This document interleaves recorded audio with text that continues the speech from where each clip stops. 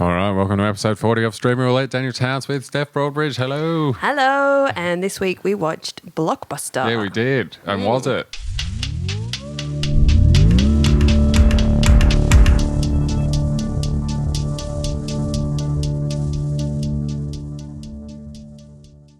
And welcome to episode 40 of Stream Roulette. I'm Steph Broadbridge, and I'm here with Daniel Towns. Hello. How are you, Daniel? I'm good. How are you? Yeah, good. Yeah. Public transport nightmares. Yeah, it's been a crazy weekend, hasn't it? Yeah. I've just been arriving everywhere late and angry. Yeah, that's why you don't make plans. Yeah. As opposed to on time and angry. Yeah. It's so frustrating. Oh, that one made me laugh. Sorry. No, that's okay. Yeah, right. It's funny. Yeah, I mean, I don't do public transport in Sydney. It's hard. Yeah. It's really hard. I mean, no one does it but like, out of choice. I haven't for a long time. Yeah. No one's like, I have options. I'm getting a train. But driving's just as bad. Like, you try going anywhere. Yeah. And it's a nightmare. Like, it's just public. It's peak hour. Just constant. I was on with Aldo Bene last night. He spent a good 10 minutes of his set complaining about the traffic to get to the gig. Well, that's his fault for living where he lives. Part of it. What? Like, Well, he was saying that he could have got to a gig in Queensland quicker than it took him to drive to this venue. where was it? It was right in the heart of the city. From where he... Okay, so yeah, it should take 30 minutes. Yeah. Yeah. It took like nearly 2 hours. 35. Yeah, well, on a bad run. Yeah. Yeah, that bridge there, Spit Bridge or whatever it is over to Manly. Yeah. That's a nightmare. Yeah. Well, I got a train and it was almost as bad. It took me an hour. But Sydney's a nightmare to get around. Like, you know, like and that's when it becomes really obvious when shit like that happens. I remember once when I came back from London and I was in King's Cross on a Saturday night and I was like, oh, this is peak hour. There was like 4 cars lined up. How does this get bad? But it just does. Like, it's just... We find a way. Yeah, it gets really bad. Yeah. You get good gigs? Yeah.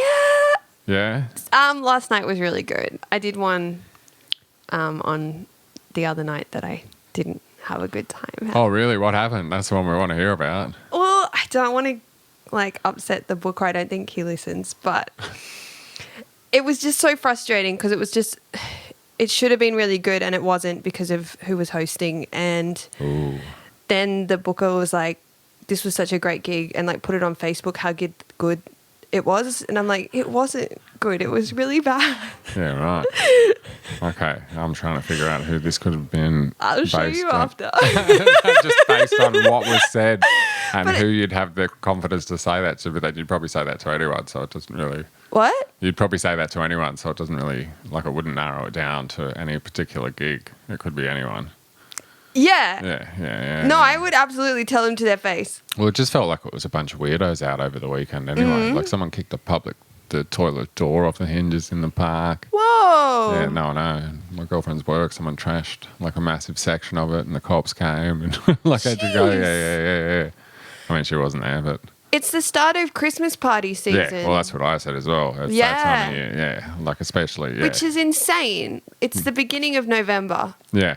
It should not be Christmas party season yet. Well, I guess they just get them out of the way, don't they? And and we waited 3 years. And also, it's a big deal to some companies. You know, the social club, they like splashing around that corporate budget, you know, when they've to book out a nice hotel, or if they've organised it late, but they want to get that hotel, they have to have it on November 8th.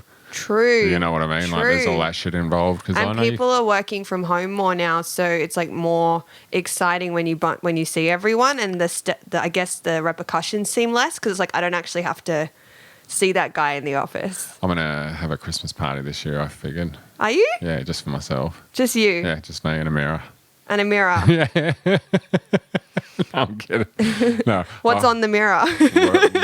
Work dudes. So have you been to many work functions? Yeah, of course. Yeah. I've had like 30-something jobs. Oh, yeah, right. So yeah. How do you find them? I hate them. Yeah. I used to enjoy them at one job. Yeah? Like I did, yeah, but I was a big bludger there and I was like on the social club and like it was, you know, like it was at the Hope Ridges right next door and it was from 5 to 7 and I was in my like party years. It was before I did comedy. You know what I mean? And we'd do that and then just go out afterwards and meet my friends in the city or whatever kind of thing. Oh, those were the days. Yeah, it was those days where I'd start off at like 5 when you had PM. other friends. Yeah, when I'd start off at 5 p.m. and like finish up at like 6 a.m. just with a total different bunch of people. But it was always the same shit though. Like all you have to talk about is work. Mm-hmm. Yeah.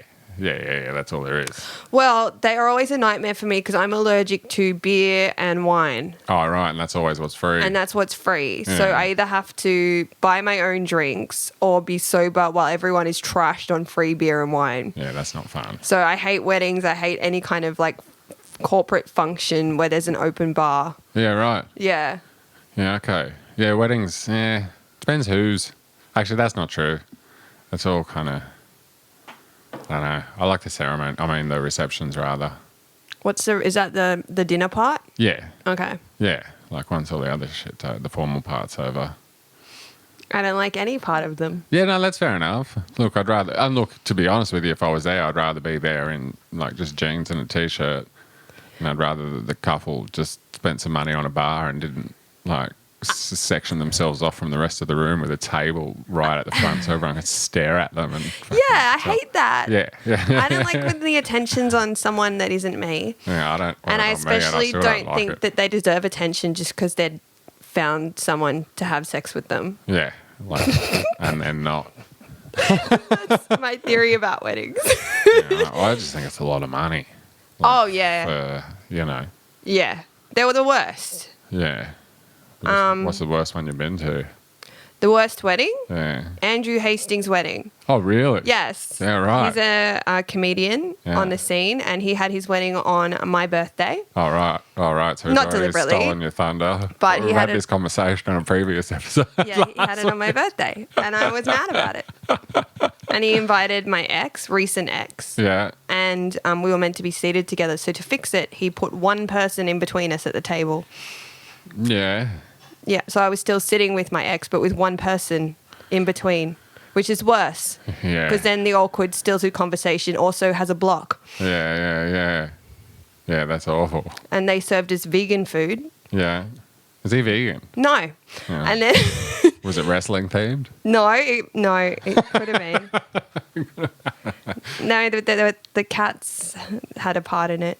Yeah, right. Yeah, I went to a wedding where the dog had a part. That was a bit like... Not cute. Now someone's got to drive the dog home. Yeah. Like, I get it, pets are family, but... Yeah. You know, have them in the photos. Or a photo. Or don't bring them at all. Yeah. Don't even get married in front of people. Yeah, well, there's that too. There's that as well. There's Just do always that it. argument. Or just don't. My sister said if she does, she'll elope. Really? Mm-hmm. Yeah. Well, yeah, that's smart. I mean, at the end of the day, though, there are financial benefits. So I guess if you're in that situation... I have no issue with being married. Just don't have a wedding. Yeah. Yeah, fair. All right, fair enough. What about the institution of marriage? That's fine. Okay. It'd be interesting to hear your hot takes on that, but that's not what we're here for. No. I'm sure that would be a blockbuster too. Should we get into it? Yeah, let's look at the show. So it's called Blockbuster, and I'll read the blurb. A comedy set in the last Blockbuster video in America, and it explores what and who makes a small business succeed. And it stars Randall Park and Melissa Fumero, who plays Amy Santiago in Brooklyn 99. Yes, she does. Mm-hmm. Yeah. What did you think? I think, okay, in summary, before we dig into it, it's watchable. They use language that wasn't around back then. Back when? Like back when Blockbuster was around. Like it's a little... It's set now. What do you mean it's set now? It's set now. It's Is not it? set in the past. Oh, I thought it was set in the past. No. Oh, it's right. the last Blockbuster. But how is... Well, then it's even worse and it shouldn't exist because is there still a last Blockbuster? There might be in America. I've got no idea. Fuck, well, we'll have to look at that. I think there was a documentary about it recently, and I think that's what this was based on. Okay. All right, well then, yeah, all right. No, but I don't know. All right, no, because I've got a lot to say. Like, because at the moment, it has nothing to do with Blockbuster. I'm like 3/4 of the way through the first season, and to me, it's a love story, which is what The Office was as well. Yeah. But, like, it doesn't really have that much to do with it being the last Blockbuster on Earth. Like, in that sense, I think Superstore was a better show. I feel like Brooklyn Nine-Nine, like, at this stage, got the love angle aspect of it better. Like, done better. And Yeah. I got a question for you. Okay. Melissa Fumero. Yes. The next Jennifer Aniston or the next Julia Louis-Dreyfus? Why? just because she's got that heat on her and she's in a run of like sitcoms, and Brooklyn Nine-Nine, some would argue, was as successful as Seinfeld, even though it won't have as much of a legacy. It was definitely as successful. And like she would have just as big a profile as Julia did back at the time. Yeah. But which way is she going to go? Like, is she just going to be a rom-com actress? Because it's Amy again with a few different mannerisms. Yeah. So do you think that's the actor's fault, or do you think that's the creator's fault? No, I think she can only act as that herself. Well, maybe she hasn't been given any other opportunities. Well, that's true. So the person who created the show, Vanessa Ramos, actually wrote on Superstore and Brooklyn Nine-Nine. Yeah. No, I was aware of that. Yeah. I'm sure that's where the inspiration came from, and the So friendship with the Melissa to premise, pitch the show. the premise of the last Blockbuster video store in America was given to her, and she was asked to build a script around that premise. Yeah, right. Yeah. Like, look, it's watchable. It's enjoyable. I don't think it's I think it's bad. really. Yeah. Yeah, right. Okay. Yeah, no, fair enough. How many episodes have you watched? About 8 or 9. Oh, wow. Okay. Yeah. Like, I gave it a red hot go. But there's someone else in it that I know as well. Mm-hmm. And they only play themselves. Oh, JB Smooth as well. Like, he Who's can. that? The party store guy Oh, right. Okay. from Curb. Like, he's great. Very charismatic. He's fantastic. The actors in it are all good. But you can see how, like, even in the credits for the show, it says and featuring or guest starring JB Smooth. Mm-hmm. So, like, for him to be on it, and like you could argue that he's not even that massive a celebrity. Like, he is a celebrity, obviously, but not compared to like Larry David or. So is he like a character actor? No, he's that guy. He's that guy in Curb. He's a stand-up comedian. But Right. like, he's super. You've not seen him in Curb? He plays the guy that lives with Larry. I mean, maybe. It's a long time since I've seen that show. You got to get up in that ass, Larry, and you tear that ass cheek, and you speak like Larry was here. You got big balls, Larry. He's fucking great. He's fucking great. But like, he's another one. Like, that's the part. Yeah, the like actors and the characters themselves, I think, definitely make the show watchable. But Yeah. it's missing something. There's a emptiness to Yeah, it. it doesn't have the spark. It doesn't Yeah. have the, like, I enjoyed, and I will say, It feels as dated as Blockbuster. Like, it's a sitcom from the past. It hasn't got anything. I mean, you mentioned the language. Definitely the language and the diversity of casting is fresh. yeah. But everything else about it, like the mechanics of it, feel like we've seen this. We've seen this a bunch, and we've seen it better in stuff you've already written. You know? Yeah. Look, and even like, I think when I talked about Blockbuster on here, even though we didn't watch it on here, not Blockbuster, Superstore, when I was ripping through that, I think I said at the time it's great, but it's not memorable.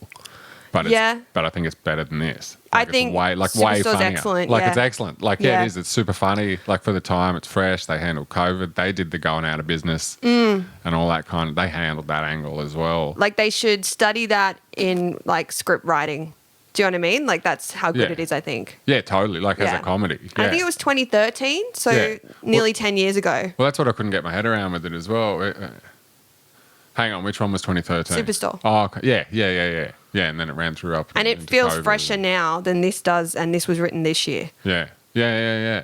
Yeah, I enjoyed Hung more Yeah, same. because those episodes had a bit more. They were a bit edgier. But then would this have been? But that's HBO. But would this have been different with like a different actress?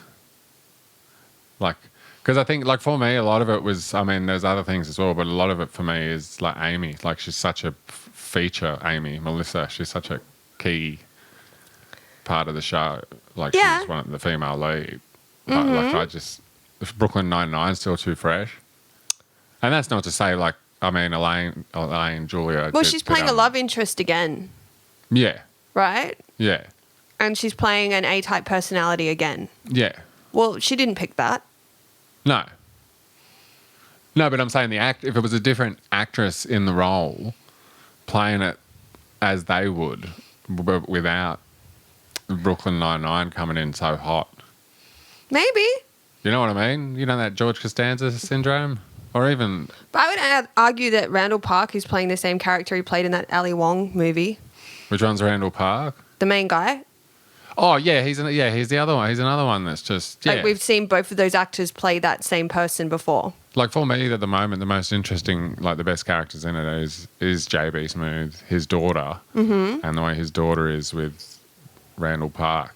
I like the weird one with the red hair.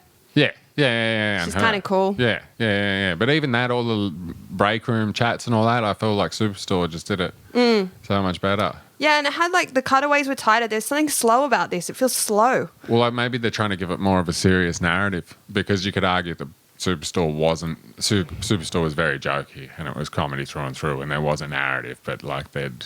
It had heart. Yeah, it did, but it was like they would sacrifice a little bit of heart for a joke, whereas this doesn't feel like it would. Maybe. I don't know. I just feel like we've seen it before. We've seen it better.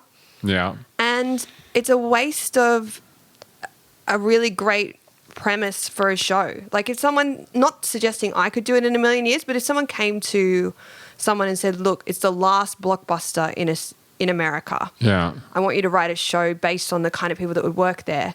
It's like she's sort of just superimposed a bunch of stereotype sitcom characters into that and built a show around it. But I'm like, there's so much more going on there, because it's like Netflix has taken over. Why aren't they digging into that? Yeah, like it's hopeless, you know? Like it's... But then would it seem really self-referential because it's on Netflix? But it already is by very... Like the fact that it's even there makes it self-referential. Yeah, well then they should have gone even harder then. That's it. Go harder. Yeah. Push. Like where's the grit? You know? Where's all the dust? How many did you watch? I watched 5 or 6. Yeah, right. So and to be honest, it does get easier to watch. Yeah, well, that's what I further found along. as well. Yeah, and that's when I thought, oh, this is just a bloody love story, though. It's so there's nothing wrong with it. Like it functions perfectly as a sitcom, but to me, it's just such a waste of a great premise that could have been something really interesting. Yeah, would it have been more interesting at the time? Like, would it? Like, if it was on when all that was happening, but then Netflix wasn't as big, like there wasn't a serious competition, and you know, like I don't know, like I feel like that could have been done. How many people wrote it though? Like that'd be interesting compared to how many people wrote on Brooklyn Nine-Nine and Superstore. I don't know. All I know is she's a creator. Small team and. Yeah, and you can tell that it's the same writer because the writing's really similar. The beats are similar. Yeah. Yeah, and she's obviously a great writer. Yeah. I looked her up. She started as a stand-up comic. Yeah. Yeah. Did it for 4.5 years. Yeah. And then got into script writing. Oh, good on her. Mm-hmm. That's good. One of those LA stories. Yeah, living the American dream. Yep. Yeah, right. Yeah, nice. She's also written on, I thought this was cool, she's written on the roasts and stuff like that. Yeah. Yeah. So I reckon she's like probably pretty good comic. Yeah. Well, I wish I'd seen her stand up. Is there anything? I might have a look online. What is Ramos? Ramos. Yeah. Yeah, cool. Yeah, so right, you didn't like it. I didn't hate it. I just thought it was a waste. Yeah. It was a waste of an opportunity. You can't help but feel like that when you're in the creative industry, when you see something like that and you see the budget that's gone into it and you see the actors they've thrown at it, you know, and you just go, why can't you just make something a bit cool, like something different? That's why you just stop watching TV. Huh? That's why you just stop watching. I'd love to, but we're doing a podcast about it, Daniel. So I have to watch these horrible shows. What was that latest show that he put out? Chris Lilly. What was his last? Steph? Oh yeah, it's that. Whatever that was. Yeah, exactly right. Jory said to me at the time, he goes, "Oh man, I could make something just as tone deaf for half the money." He's like, give someone else a shot. I could make something just as bad for half the price. And look, this isn't that, because this is not offensive. No, it's not at all. It's not offensive. It's not exciting. It's not anything. No.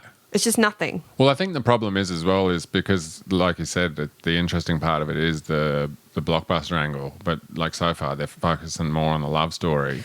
But that's been done. It's in-store politics, right? It's in-store relationships. Yeah. It's the relationships of characters that exist within a small but that's the working environment. And everything. So for this to stand out, it has to be more about blockbuster than a relationship. And there is that through line of like, oh, are we going to lose the store? Are we going to keep the store and all that stuff? But I mean, I want to know why he's holding on to it. Tell me that story. It's a bit wishy-washy. It'd be like having a podcast about TV shows or something. You spend the first 10 minutes talking about gigs. You know, like it's... Yeah. Self-burns. Those ones are rare. Well, we're not getting paid what she's getting paid. That's true too. We're not getting paid anything. Hey, we got Alex. Yeah. Alex is our patron. Yes. I'm looking forward to that one, actually. Barge House. Yeah. That'll be- Should be good. Yeah, so Yeah, I don't know. I was just disappointed. I wanted it to be better. I did too, but like it was watchable. And it is really watchable. That's so true. And compared to some of the other trash I've had on in the background. It's a good background show 'Cause I'm at not a doctor's actually office. Put it on. You know, it's not going to offend anyone. Yeah, because I'm not actually watching anything at the moment. Like except these shows and whatever. Yeah? Yeah, pretty much. Yeah. I'm reading a book. What are you reading? I just finished Jimmy Carr's autobiography. All right, how was it? It's really good. Yeah? Yeah. Yeah, I can imagine. Yeah. Short and punchy and... It's called Before and Laughter, and it's excellent. Okay. Highly recommend. Okay, yeah, right. Yeah, okay. Yeah, I like that kind of stuff. And it's an autobiography. Well, it's sort of almost a self-help book, but it's done sort of funny. Yeah, right. It's great. It's a self-help book for comedians, so obviously I loved it. Yeah, okay. All right. I'll check that out. Yeah, you'll love it. All right. What else would you rather watch except this? Because there's nothing. Like, you're right. True. There's I nothing. mean, that is a really good point. Like, because there's so many other things like Yeah. that you could spend your time watching. Like, what is the real reason to watch this? Because it is an interesting idea. Yeah, I don't know. It feels like Netflix has turned into what TV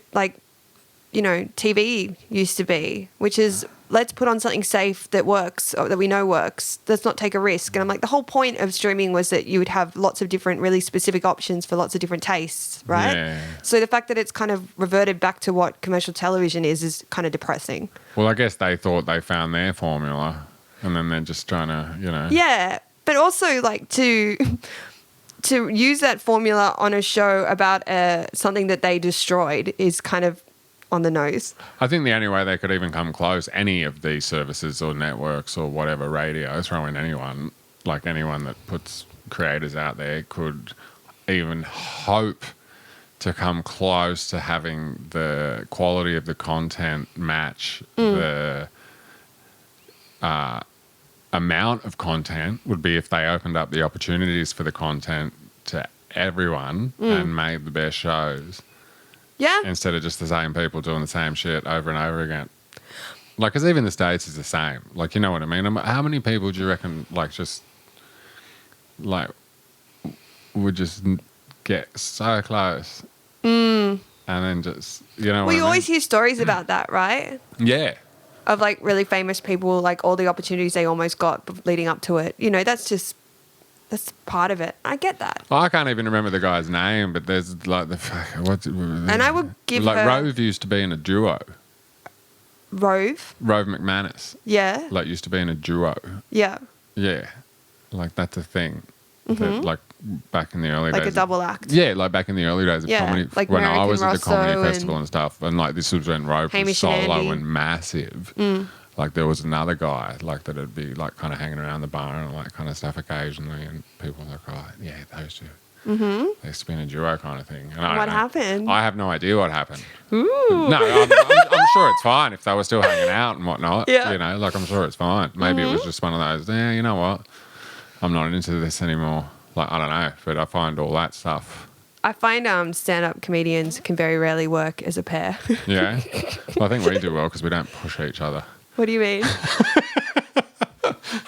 Like, in any direction. I don't think that's true. No? No? What do you don't- mean? Well, we don't push each other forwards. We don't push each other backwards. You're like, I can't do today. Could you do tomorrow? And it's like, okay. Like, Yeah. There's never any, like... What should I do? No, I'm saying it's good. Oh. Like, neither of us push or, you know, like, it's like, yeah, all right, sorry, yeah, all right, this week we'll do that. I don't need We'll make it work pushing. that I way. push myself. No, I meant push, not pushing like encouraging, pushing Right. like, let's see what we can get away with in this working relationship. I think we both did that early. Yeah. Back to the show. I would give Vanessa Ramos another shot. she doesn't need me. She's killing it. But I'd be really keen. I'm sure she's grateful. If there was another show that she'd created, I'd be like, yeah, cool. I reckon She could use that as a quote on her next fucking TV. I mean, I know it's ridiculous, but I'm just doing what I'm supposed to do for these podcasts. We just have an opinion, right? And my opinion is, I think she's a great writer. I've seen a bunch of her stuff and I loved. I think I couldn't find out 100% if this is true, but I did try to Google to find out. And from what I could gather, this is the first time where she's been the creator of a show. All right. Yeah. So if this is the first attempt, I'm like, I'd love to see what else she can come up with, given when she's not working within the constraints of something that's been handed to her, you know, like. And I did also look up a couple of reviews, and to be honest, most of the reviewers agreed with me that it was disappointing. Yeah. Okay. So that was validating. Yeah. No, I mean, you could kind of see it. Like, even Amanda, she tapped out after one episode, and she would usually watch a couple of something with me, and she was just like, meh. You know? It's meh. Yeah. Yeah. Yeah. She was just like, eh. And it does kind of feel like that, doesn't it? Yeah. Like, I kind of feel like it would have actually been more fun if it was, like, shot in that old aspect ratio and, like, set in the time. Like, shoot it 4:3 and set it in the... Yeah, that's not a bad idea. Set it in the early 2000s. But that wasn't the brief, see? No, well, yeah. It's interesting. Yeah. It feels like an ex-boyfriend that you've shipped up with again because you can't be bothered to meet someone new. That's what this show is. Yeah. Like, it's fine. Yeah. If you can't find anything else to watch and you see it there in trending now, it's fine. You're not gonna fight. Give it a red hot go. Yeah, you're gonna have really boring sex. If you're looking for a show, it's there. Yeah, it's there. It's fine. You know all its idiosyncrasies. It's not going to surprise you. Multiple different options of artwork every time you log in. Yeah. Depending on how they're trying to appeal to you on that day. So I've got nothing else to say on the show. Do you? No. All right. How many stream roulettes out of 5 would you give it? Like, I don't know. It's a new segment time. Ding, ding, ding. I don't know. I haven't picked a show, or have you? No, I haven't. Not picked one, but let the algorithm pick one for us. All right, well, let's have a surprise up next week. All right. Yeah. Sounds good. Okay, and we'll roll on to... Are we going to get a guest on? I'll say that let's go the week after that. Wow. Because we're going to have to turn the next one around really quickly, considering it's already... We're going to start having some guests on. It's exciting. Yeah, we should mention that. Yeah, I just did. All right. Well, we'll catch you next time with another surprise episode. All right. Bye. See ya.